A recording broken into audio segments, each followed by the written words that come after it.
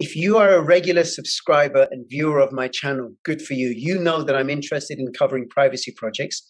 In this video, I'm going to be talking about a private, secure messaging service and how they can, later on in another video, I'll be talking about how they're connecting with another privacy project that I cover on my channel. So make sure you watch both videos all the way through.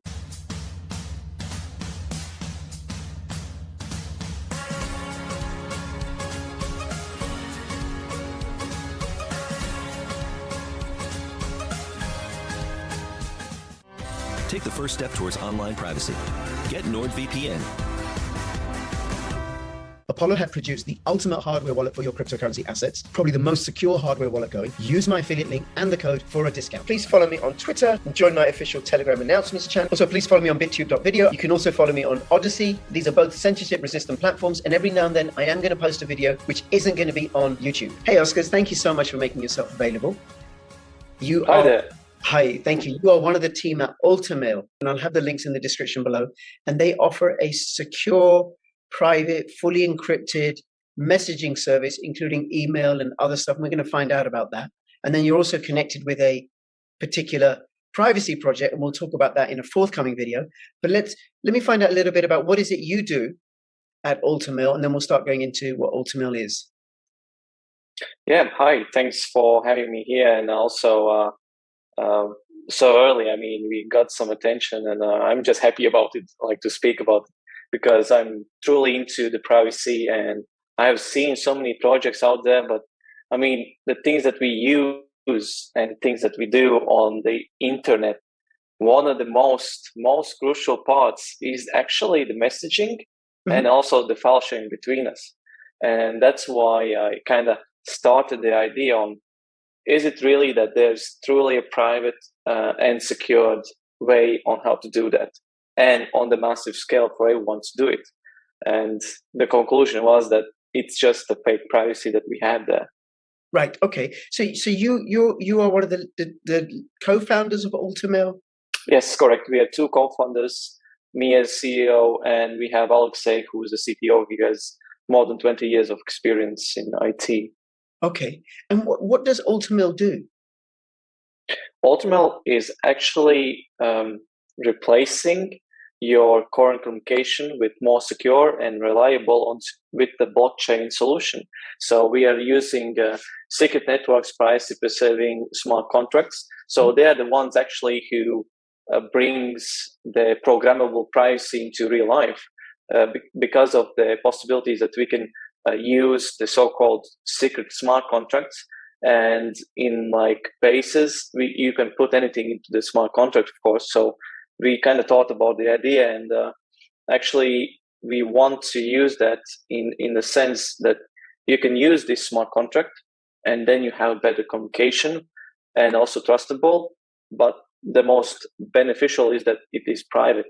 Your identity is private until you want to reveal it to the receiver. Right. Okay. So that's the difference between secrecy and privacy, because you own it and you can make it available. That's right. Yeah. You want to see. Okay. So what is it? Is it a messaging app like WhatsApp or Telegram? All right. So basically now it's a closed network messaging app, but we are now R&D process of bridging the ALTERMAIL into other email clients. So basically the setup, how we want to have it is that an Alter user wants to send a message, for example, to a Gmail user. The Gmail user will receive a notification message from Alter that there's a user, there's no identifier, wants to interact with this Gmail user. She will have a option either to use the secret network wallet and generate this secret viewing key. So that's the most biggest, I think, advantage for secret network smart contracts. Or a second thing is either to register on Alter and become a user as well. So there's basically two options now that could be the most privacy preserving way. But again, we will be thinking of a less secure way if they really want to breach completely with the email users. But we think that we actually don't need to do that. Why? Because the Web 3.0 is something that people need to realize that if you're using decentralized applications, if you're building them but you are not actually thinking about how you can replace the current centralized applications like email or messaging, like Slack and Discord, well, you're kind of being ironic about it, about this decentralization overall. So we want to fill this big gap in Web 3.0 to secure the whole communication onto the Web 3.0, and we want to be that role play there and offer to any community project application team to contact us. We'll give you to test it for free and see the use in real practice of the solution. Okay, all right, and thank you. You've said quite a lot in there that I want to pick apart. Yeah. So it's not just a messaging app. It's an email client. Is that correct? Or it does both? No, not yet. It will not be as a standard email client for sure, because we cannot risk the so-called privacy over breaching fully with the email client as a Gmail, because email has been out there for quite a lot of time and no one has touched on it. And that's the crazy thing, that it's been so old and so rusty that not even any other layer of security will actually prevent it to be more secure. I mean, it's just as it is, it's just unsecure anymore, and that's it. I mean, right. If you're still using it for a lot of things, especially your client sensitive data or for privacy reasons, I mean, I suggest just please jump off it and use some alternatives, because it is unsafe to use. Right. Okay.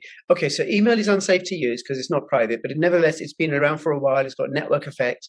So I'm just trying to understand ALTERMAIL. So is it like, because I asked this earlier, is it like Telegram? Because Telegram is closed. I can't send a message from Telegram to WhatsApp or to Discord.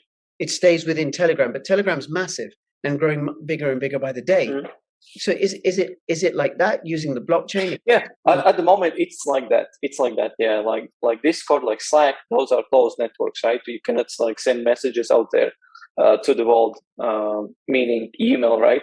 To use it at the moment, yeah, it's still closed network. Yeah, and you're building a bridge that will allow for messages to be sent to other email clients. Like I could send a message from my ALTERMAIL to a Gmail account or a Yahoo account, like you said. Yeah, like a notification. Then basically he's accessing your message on our platform by interacting with his wallet and generating the so-called private viewing key to access the content and then reply. If he's more interested in using Alter, he'll have the possibility to register on Alter as well. Right. So okay. There will be two ways. Yeah. That bridge is in development. Mm-hmm. Correct. Yes. And when do you think that will be ready? It will be ready around November. Okay. We cannot precise sure, but it will be mid-end, definitely. Yeah, there's a lot of work to do. Okay. Well, a little bit about the project before I get into the technicals of it is, where do you get your funding from, and when did it start, this project? We started actually bootstrapping, and that's it. And of course, we had some funding from EIT Digital, so they are a European innovation technology institution in Europe. So they were the ones that giving some small prizes, but I mean, just super small. It doesn't matter.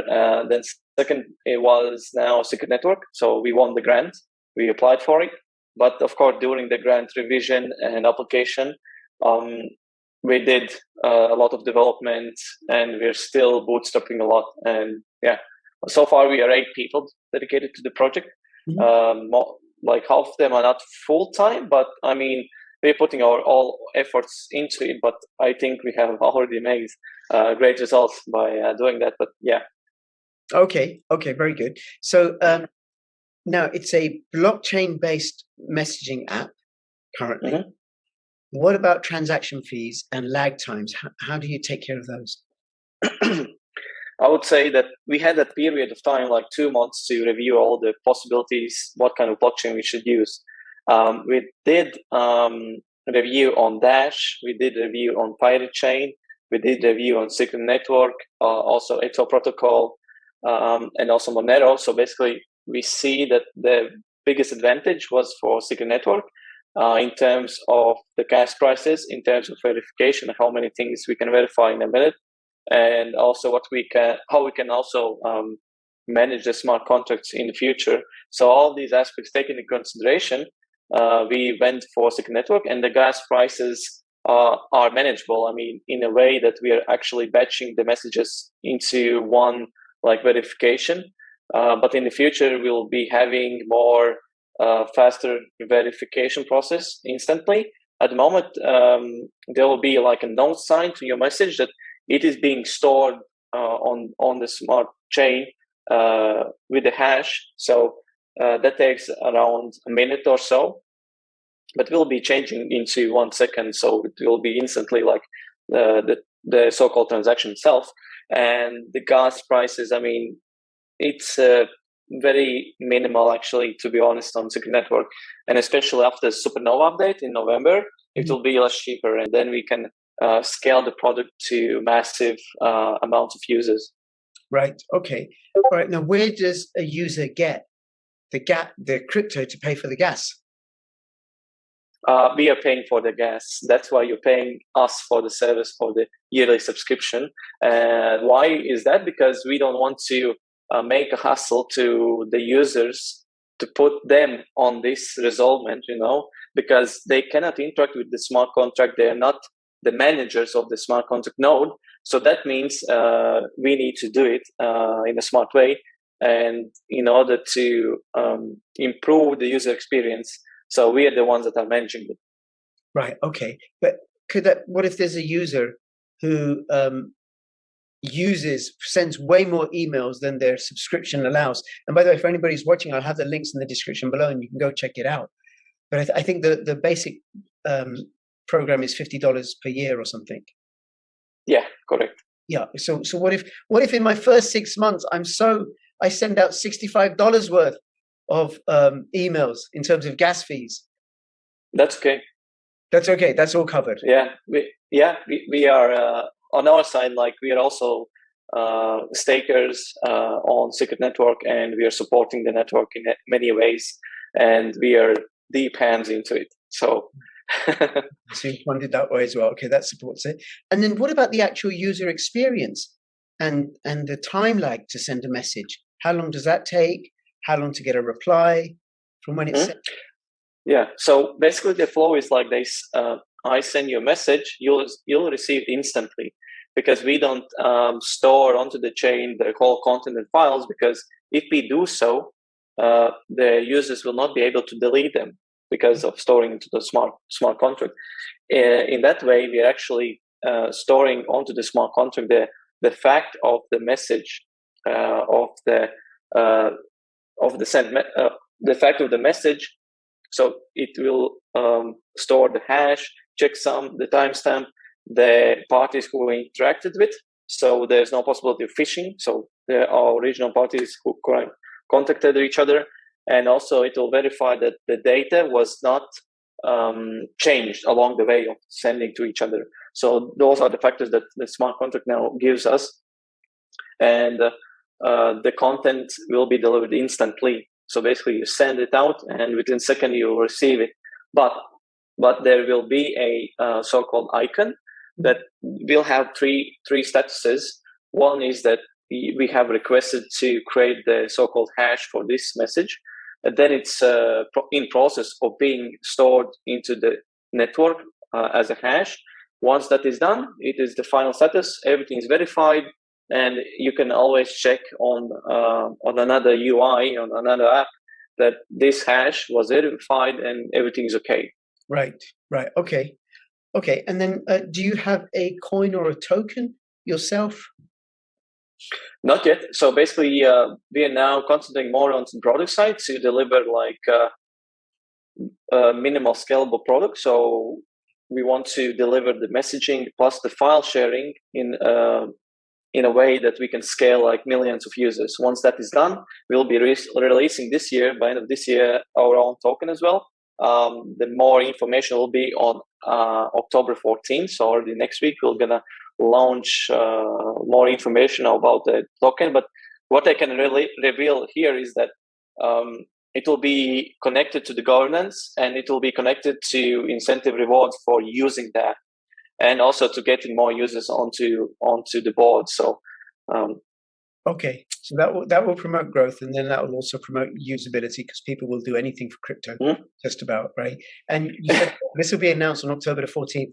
This video is being recorded on October the 9th. It's just something for people to bear in mind. And by the time it goes out, I haven't decided. October the 14th may have gone by, so people just need to bear that in mind. And I have a link to the Telegram group and the website, so people can go check it out.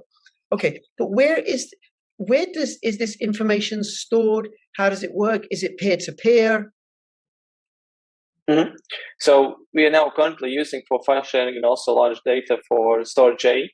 StorageJ is a decentralized servers running on nodes. So basically, anyone who has like storage system server on their side, they can connect to it and get some incentive rewards from StorageJ as well. There's currently 84 countries. Sorry, this is STORJ. That's the yeah. Okay, so I know that's a cryptocurrency that's already. I think it's been around for a while. I may have even held some at some point. Okay, sorry, please go on. Yeah, so they provide this so-called decentralized storage, and we are using them. And we want to actually get away from AWS because we have Kubernetes there. So we'll be using, possibly we're now like checking the options, but it will be from the Cosmos ecosystem. And there's one provider that is actually giving the so-called minimal virtual machine that we need for us to run on it. But of course, the long-term goal for us is to get our own servers and also to have backup from the centralized servers. So we have kind of like hybrid, you know. So we are actually protecting the data as well, because if we use any kind of third party, then the third party will have the possibility to get the IP. But of course, even people get the stuff, the content, it's still encrypted by 3 layers. One is our layer, then it's the user layer, private key, and then it's the so-called StorageJ encryption as well. Because before you store onto StorageJ, they encrypt the so-called file as well. Right. Okay. All right. So so it's encrypted using StorageJ for decentralized storage, but you're going to move to a hybrid model. Now, isn't there a risk of counterparty risk? You know, a little bit like using a centralized VPN service is riskier than using a decentralized VPN, because I don't know if in the background the NSA or the CIA or some other alphabet agency are putting some pressure on you or offering you some deals saying, look, let's have a look at this. Yeah, that's why we want to have our own service. So at any given moment, we can control the situation for the users, because we really want to give out the message that on our case, the users will be the first priority, because we also need the secure and private communication, not only the user needs. So sure. That's why we are super interested in setting up a way. So in case of zero as institutional access, like PROTONMAIL did, well, we are not giving away, because firstly, it will not be possible. And secondly, I mean, we'll have some options there how to deal with the situation. Yeah.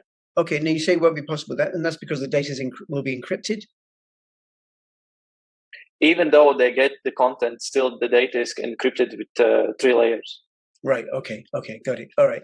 Now, something that perhaps I should have asked you right at the beginning, and I didn't, because I'm so interested in it, I just want to get into it. But sure. What's wrong with current email providers? And I don't mind if you name any, or I can name them. You know, there's ProtonMail, and there's Private Mail, and there's Tutanota. And I told you I use Fastmail, which isn't a privacy-focused email, but it does have some strong privacy features. Like, for example, I can make up lots of aliases.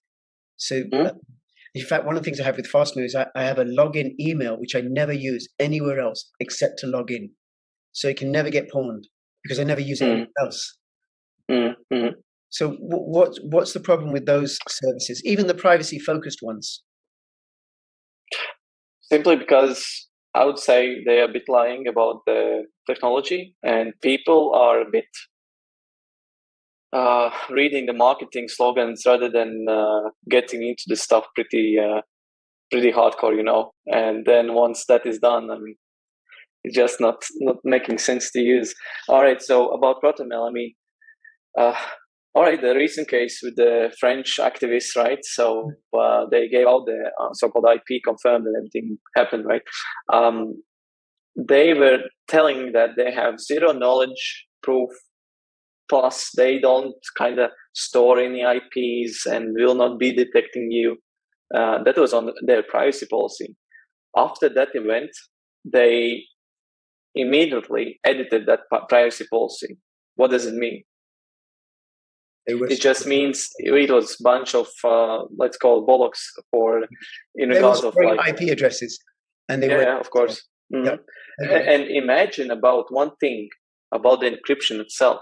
Mm-hmm. You know that PGP is good. Yeah, we're talking about it a lot, but PGP is since 2018 it's super hackable itself due to the intents of hackers getting the data and the approaches, and they know how to break it. It is not so hard actually. Right, and PGP is the program or I'm not technical minded, right? So bear this in mind. Is what all email providers use for sending information. Is that right? Yeah. Okay. I mean, yeah. I will just. I need to open up one thing because that's super interesting. In 2019 and also in this year, there were a lot of hacking activities that people didn't know of, and then they kind of released news, but it didn't go widespread. First of all is the Microsoft server attack. So around 60% of all emails globally from Microsoft was accessed by the hackers. So that's one of the case. Second case is also Microsoft. They validated service and validated those emails, and around 763 million of unique email addresses were publicly available, and also with all the passwords, and also recording many information, including the names, phone numbers, IP, dates of birth, genders, everything that was connected to the email. So wow. A lot of things have been happening, and the thing is that they're kind of blocking the news as well, because one thing is that they are aware of a hack attack and what is going on there, but the second thing is that the company is actually reporting that globally. No, they're not. Only those cases that are like seen by someone, or someone is actually telling to the media, like Snowden did, like about the stuff that was going on in the world and also in the States. So yeah, it's kind of interesting once you start to get all those things into one place, and you get the puzzle. And yeah, and actually the most interesting part is that the pretty good privacy is super breakable, and there was a huge research on it, and there was this one scientist, cryptograph. He had his own like private keys, I think, for either ALTERMAIL or it was a PROTONMAIL. He tried to upload them and it didn't work. What does it mean? That they are actually changing your encryption keys, and you don't even know it. You'll just see it on the UI that, hey, your message and everything, conversation is encrypted, it's safe, blah blah blah. But you don't see them. You don't have the control over them, and that's also what we offer. I mean, that you're the one that is owning the keys, and you're the one that is kind of generating the keys again if you want to kill switch all the previous conversation. Wow. Okay. So what you said about the risk of email makes perfect sense, and it's the risk of engaging with centralized services that are prone to hacking attempts, prone to regulatory capture. You know, with the government or the agencies, they come along and just give us this material. I got it. Okay. All right. Is there anything else you want to let us know? One of the things that we want to explicitly say that the so-called messaging, it will be the so-called new standard, and we want to really get as much as users as there are. And if there are some companies out there that wants to use Alter, please contact me directly, and we will set you up for free for a month to test it out. Fabulous, fabulous. Okay, well, I'll have all the links in the description below. And if you have any comments or questions, if you tried this out already, let us know. Otherwise, go try it out, go check it out as a secure messaging app with a secure email client coming down the line. And Oscar, thank you so much. And we're going to do another video very shortly that'll be posted about ALTERMAIL and Secret Network. And between now and when I see you next, please keep filling your pockets with crypto profits. This is Crypto Rich and Crypto Oscar signing out. All the best. Bye-bye. Yeah, thank you. Bye.